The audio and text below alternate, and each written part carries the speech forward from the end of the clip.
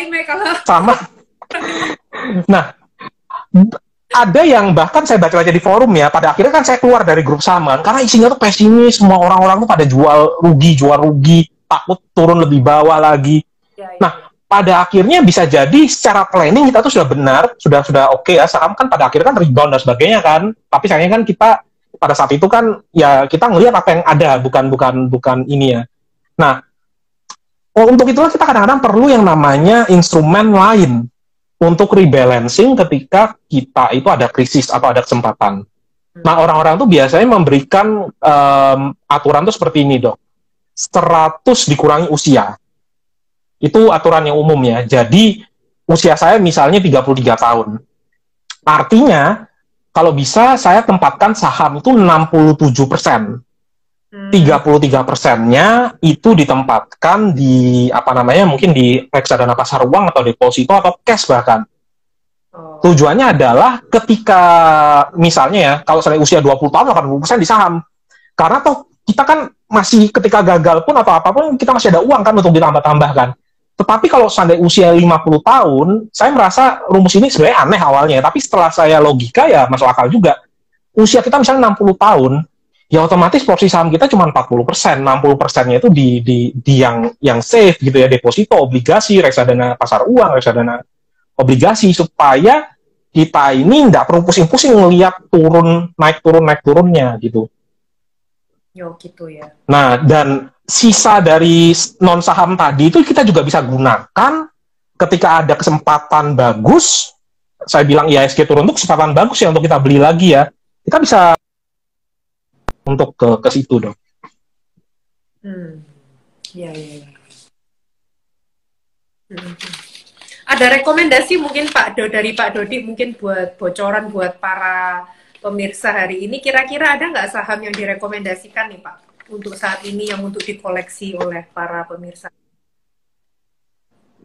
Kalau saya kok justru ketika ada yang menanyakan instrumen investasi misalnya khusus saham ya, saya kok suka merekomendasikan yang namanya reksadana indeks, Dok.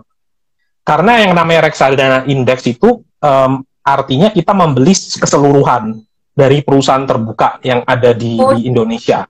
Ya, IHSG-nya yang dibeli ya, jadi semua campuran gitu ya? Iya, kalau di Indonesia sih belum sampai ada yang sampai satu indeks IHSG, Dok. Adanya tuh kayak LQ45 atau IDX 30, jadi 30 saham-saham yang sudah mencerminkan pergerakan IHSG. Nah, itu yang saya rekomendasikan kepada orang-orang yang nggak punya waktu gitu ya, misalnya kayak dokter atau saya yang setiap pagi sampai sorenya itu harus bekerja kan, kadang-kadang nggak punya waktu untuk mantau ataupun nggak punya ilmu juga untuk ngelihat. Nah, mereka tetap bisa merasakan yang namanya pertumbuhan perusahaan-perusahaan terbuka ini dengan reksadana indeks. Jadi nggak perlu pusing. Hari ini kalau punya uang, invest di saham apa ya? Atau invest di saham mana ya? Kadang mungkin uangnya yang ditabung cuma 1 juta, padahal misalnya ya, ini nggak rekomen ya, dan ini juga BCA gitu ya. BCA tuh 3 juta satu lotnya. Saya nggak bisa beli BCA dengan uang 1 juta. Apa saya harus nabung 3 bulan atau gimana? Nah, dengan kita invest di reksadana indeks, otomatis di dalam IDX 30 itu ya ada BCA, BRI, Astra, Unilever, Telkom, BNI, dan sebagainya, itu semuanya sudah ada jadi satu. Nah, itu menurut saya lebih simpel bagi orang-orang yang sama sekali tidak punya pengetahuan. Daripada misalnya nanti ngeliatin IG saya misalnya bilang saham A, kemudian dibeli, tahu-taunya nggak ngikuti update saya gitu ya. Misalnya tiba-tiba saya salah analisa, terus saya bilang, saya nggak lagi punya saham A gitu. Dan terusnya akhirnya saling menyalah-nyalakan gitu ya. Atau mungkin saya tiba-tiba jahat gitu ya, Dok ya. Di G-Live ini saya pom-pom saham tertentu bisa aja. Nah, untuk itu saya biasanya jarang sekali kasih rekomendasi saham, biasanya reksadana indeks. Ya, resiko ditanggung penumpang ya. Nanti kalau tanya supirnya, antar supirnya yang menentukan, nanti penumpangnya nubruk, nanti marah semua ke supirnya, gitu ya Pak? Iya, betul. Oke Pak, mungkin bisa dijelaskan sekilas Pak tentang step by step-nya kalau kita mau investasi dan apa saja pilihan instrumen investasi. Ini sekaligus pertanyaan terakhir ya sebelum kita mulai ke question and answer. Untuk jadi gini, kalau saya memang tadi fokusnya kita itu ke dana pensiun, otomatis pilihan instrumen investasinya itu yang lebih memiliki potensi return yang tinggi, imbal hasil yang tinggi. Dengan catatan, resiko yang juga tinggi tadi itu bisa terminimalisir dengan kita memegangnya dalam jangka panjang. Misalnya ya, saham tadi dokter benar bilang kalau potensi returnnya itu termasuk yang tinggi. Tapi kalau kita perlunya itu 1 tahun, bisa jadi ada kejadian nih kita invest di Maret 2019, perlunya Maret 2020, kita minus 40% malah investasinya. Nah, itu tidak disuggest untuk yang model-model dana pensiun tadi, yang supaya untuk memutus sandwich generation. Nah, pilihannya itu tadi selain saham, saham dan sebagainya, itu adalah instrumen investasi yang bersifat kepemilikan. Apa sih contohnya instrumen investasi bersifat kepemilikan? Ada properti. Kemudian kita kan memiliki properti kan, saham, reksadana saham, reksadana indeks. Ada lagi yang ngetrend sekarang ini equity crowdfunding, artinya kita patungan untuk membeli bisnis. Dan juga mungkin 5 itu. Jadi instrumen investasi yang bersifat kepemilikan, atau ETF. ETF juga sedang digencar-gencarkannya. Jadi ETF itu semacam reksadana, tapi kita bisa beli seperti saham. Nah, masing-masing ada resikonya. Ya, kalau saham sendiri, resikonya lebih ke arah naik turun. Jadi kalau misalnya kita pilih saham individual, returnnya bisa lebih tinggi daripada 15% ya, lebih tinggi daripada IHSG. Tapi juga ketika jatuh salah pilih, ya bisa jadi turunnya lebih dalam gitu ya. Nah, kalau kalau reksadana indeks, kita tinggal lihat aja IHSG itu seperti apa selama ini. Kalau kita lihat IHSG itu tahun 1982 itu nilainya 100, tahun sekarang ini anggaplah 6.000, itu sekitar 12% per tahun, Dok. Jadi memang di 5 tahun terakhir IHSG kita lagi jelek, tapi itu terjadi karena dari 2009 sampai 2014 ya kalau nggak salah ya, IHSG kita tuh naik sampai 20% per tahun.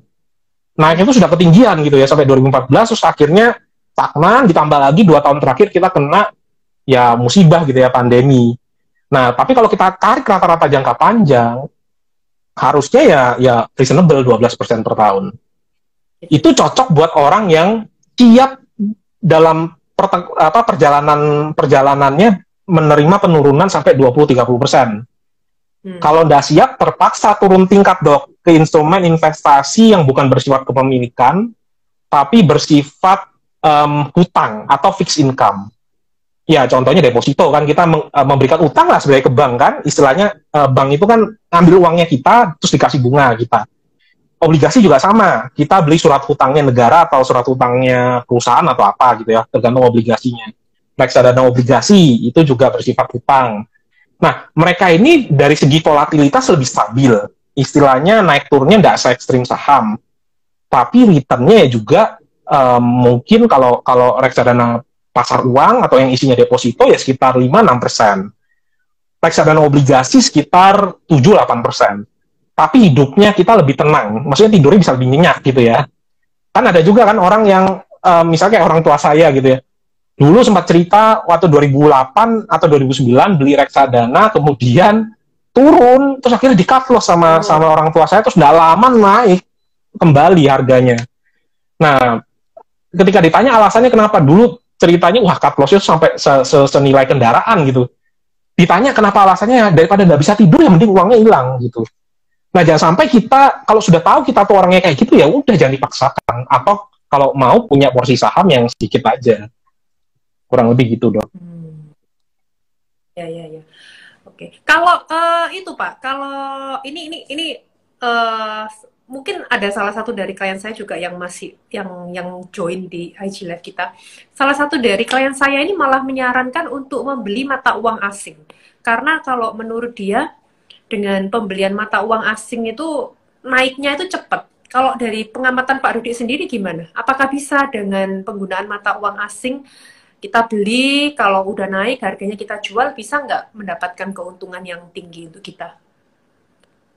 Loh, kok mati? Pak Dodinya hilang. Sebentar ya, saya invite lagi Pak Dodi.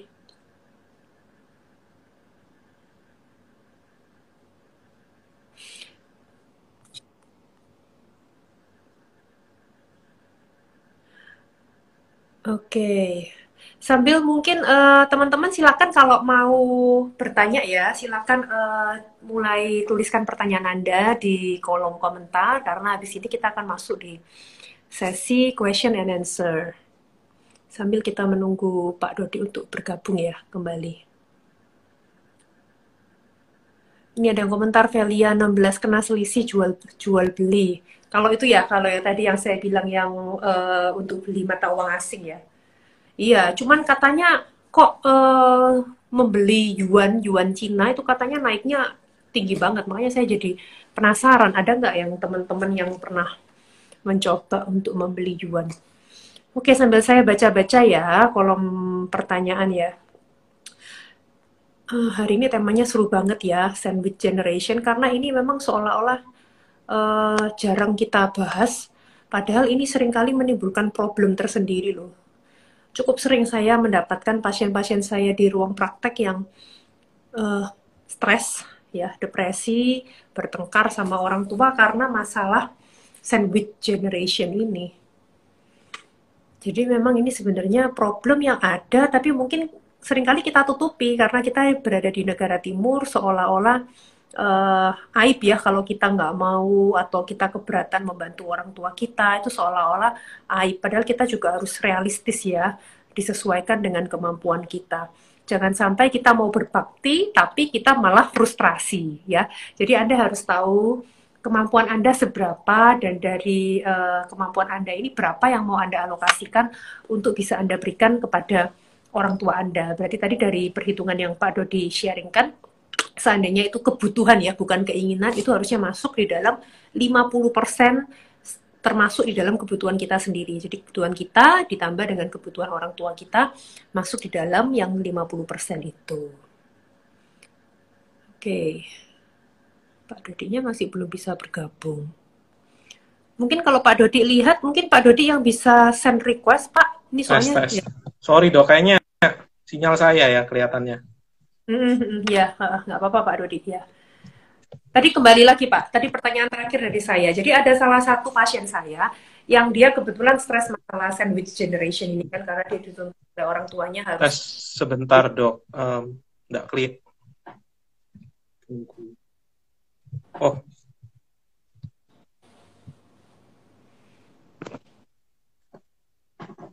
Tes, suara saya kedengeran dok? Kedengeran, jelas kok. Ya, sorry dok, kayaknya sinyalnya ini. Iya, nggak apa-apa.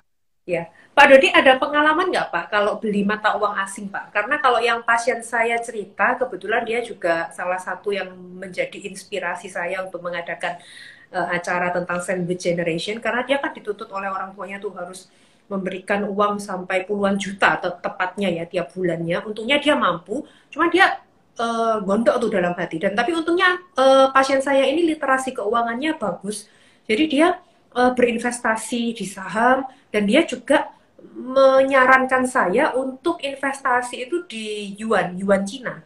Karena kalau katanya dia yuan itu naiknya cepet tuh. Jadi kalau sama dia dibeli, dia katanya dulu sempat beli di harga 1.600-an ya. Sekarang kan sudah naik hingga ke 2.000 ya. Kalau menurut dia itu berprospek. Kalau menurut Pak Dodi ada pengalaman nggak untuk membeli mata uang asing kemudian di hold atau dijual belikan? Oke, lebih ke arah ini ya, valuta asing atau forex ya, atau currency. Jadi saya sendiri memang agak kesulitan menempatkan investasi di currency, di mata uang asing itu ke dalam porsi yang mana. Itu yang pertama, karena dengan kita mencoba untuk berinvestasi di currency, artinya kita menganggap memang ada potensi negara kita ini akan mata uangnya akan melemah gitu ya, sehingga kita pindah investasikan ke currency lain selain rupiah. Sebenarnya oke aja sih kalau saya memang mau mengalokasikan untuk aset yang lindung nilai ya, misalnya kayak contohnya emas ataupun di currency yang istilahnya dianggap kuat gitu. Kalau saya pribadi sih tidak invest ke sana. Kalau saya dok. Tapi saya memahami orang-orang yang investasi di misalnya di emas atau di mata uang asing, tidak ada masalah gitu ya, karena ya untuk diversifikasi ya oke-oke aja bagi mereka. Kalau saya sih masih agak bingung menempatkan ini posisinya di mana ya kira-kira untuk instrumen investasi saya. Kalau saham asing, Bapak investasi nggak? Misalnya kayak di Amerika atau di Cina, kan sekarang saham di Cina juga lagi naik banyak kan? Bapak ada investasi nggak untuk saham di negara asing? Nah, dilemanya adalah saya kepingin sekali investasi di saham. Ketika saya investasi di saham asing pun kemungkinan saya akan pilihnya ETF atau indeks fund-nya yang asing ya, Dok ya. Cuman masalahnya broker untuk investasi saham luar negeri yang diregulasi di Indonesia itu Harus saya belum menemukan. harus lewat Mungkin nanti asuransi. teman-teman, oh lewat asuransi ya, oke. Okay. Ya. Nah mungkin nanti bisa di-sharingkan aja kira-kira apa gitu ya. Yang saya tahu ada sih beberapa broker asing, misalnya dari negara tetangga kita, Singapura atau Malaysia ya, saya lupa. Itu yang juga kita juga bisa berinvestasi pakai aplikasi tersebut. Nah, masalahnya yang saya bingungkan adalah nantinya ketika ada masalah, kenapa dengan akun investasi kita, jangan-jangan kita nanti harus terbang ke luar negeri untuk ngurus gitu ya. Saya cuman nggak mau ribetnya di situ aja sih, Dok. Tapi kalau ternyata memang ada yang diregulasi oleh mengikuti peraturan Indonesia atau ada, misalnya kita juga punya rekening atas nama kita sendiri, saya oke untuk investasi keluar. Dan ketika investasi keluar pun kemungkinan belinya ETF, Dok, atau reksadana indeks. Karena saya nggak mau ribet-ribet analisa. Oke, kita masuk ke sesi question and answer ya, Pak. Ini ada pertanyaan dari Sheryl Yus. Dana pensiun apabila nantinya terkumpul, baiknya ditempatkan di mana ya, Pak Dodi? Maksudnya? Oke. Ya, maksudnya ketika nanti sudah terkumpul sampai dengan nominal yang tadi kita tempatkan, lebih baik ditempatkan di mana ya? Ya itu tadi, Dok, kalau seandainya memang tidak bisa mencapai return yang 8% tadi ya, kita kombinasikan, tidak bisa dapat 7-8%, ya mau tidak mau dana investasinya ya dibesarkan. Maksudnya dana pensiunnya itu dibesarkan dengan konsep yang the 3% rule atau the 2% rule gitu ya, karena kalau misalnya kita tarik 4%, tapi ternyata returnnya cuma 5%, kita tempatkan di deposito, ya akan kemungkinan habis, kecuali kalau pengeluaran kita tidak akan naik karena inflasi gitu ya. Nah, ya ditempatkannya bisa sama, Dok, dengan instrumen investasi yang ada. Kalau seandainya memang maunya itu adalah cash flow, bisa dominan ditempatkan misalnya di obligasi gitu ya, dengan rate 5,5-6%. Dan tidak mesti harus di satu instrumen, bisa kita pecah-pecah juga. Bisa juga di nantinya deposito atau reksadana pasar uang, tapi kalau bisa tetap ada porsi di investasi yang bersifat kepemilikan, karena ini yang returnnya itu yang mengangkat supaya dia itu bisa 7-8%. Oke. Kalau kita masukkan obligasi negara seluruhnya gimana Pak Dodi dengan teori yang 2%? Nggak ada masalah sih kalau obligasi negara anggaplah misalnya 6% gitu ya, atau karena kan tergantung suku bunga kan, kalau dulu obligasi negara bisa 8%, kalau sekarang hanya 5, berapa persen ya. Nah, anggaplah misalnya 6% gitu ya, terus kemudian inflasi kita asumsikan 4%, ya kita cuma bisa narik 2% aja. Intinya gitu sih, Dok. Nggak ada masalah, lebih aman karena dijamin negara kan kalau obligasi. Oke. Dari Irgi 01, apakah pernah ada kasus fraud dari manajer investasi, Pak? Ada. 2020 kemarin dari otoritas jasa keuangan kan bersih-bersih banyak manajer investasi yang bermasalah. Nah, biasanya kena tipu baru dibersih-bersih, Pak. Tapi sebenarnya itu kita bisa logika sih, Dok. Jadi beberapa kasus dari manajer investasi yang kena bersih-bersih tadi adalah yang menawarkan imbal hasil fix, padahal itu reksadana saham. Jadi saya sendiri pernah didatangi oleh marketingnya dari salah satu reksadana yang kena bersih-bersih tadi. Dia bilang, oh, reksadana saya ini ada loh dapat penghargaan ya. Memang benar dia dapat penghargaan ya. Terus kemudian dia nawarkan 1 tahun danamu di lock, returnnya itu sekitar 10-12%. Padahal ditempatkannya di reksadana saham. Kalau dari logika kan nggak masuk akal. Kecuali kalau dia itu bisa meramalkan harga masa depan ya, terus dia bisa ngunci persentase yang diberikan pada orang lain. Kan kita nggak tahu. Dan ternyata 2020 kemarin kan harganya turun-turunnya karena ada asuransi yang kolaps lah, kemudian ada berita pandemi lah, dan pada akhirnya reksadana tadi gagal bayar ke apa konsumennya, ke nasabahnya. Dan mereka pada akhirnya setelah kita lihat dalamannya, supaya bisa dapat return di atas 12%, mereka mainnya di saham-saham gorengan. Jadi mereka mungkin kerjasama antar manajer investasi, kemudian saham yang kecil tadi dibeli, kelihatannya harganya naik, terus orang-orang lain-lainnya ngelihat karena naik kan, trader-trader beli-beli semua, pada akhirnya harganya naik. Ada beberapa memang porsi mereka yang naik sampai 3 kali lipat dalam satu tahun sahamnya. Tapi isinya saham-saham gorengan.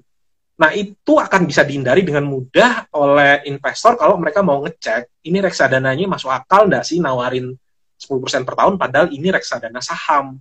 Kalau secara logika nggak masuk akal. Reksadana saham tidak boleh menawarkan return yang fix kepada kita. Ini ada pertanyaan lagi dari Gama Putra.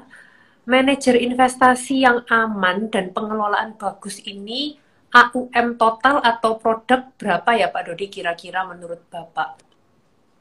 Oke, kalau menurut saya, pertama, untuk menentukan manajer investasi yang baik, selain dari AUM-nya, kita harus lihat di baliknya apa.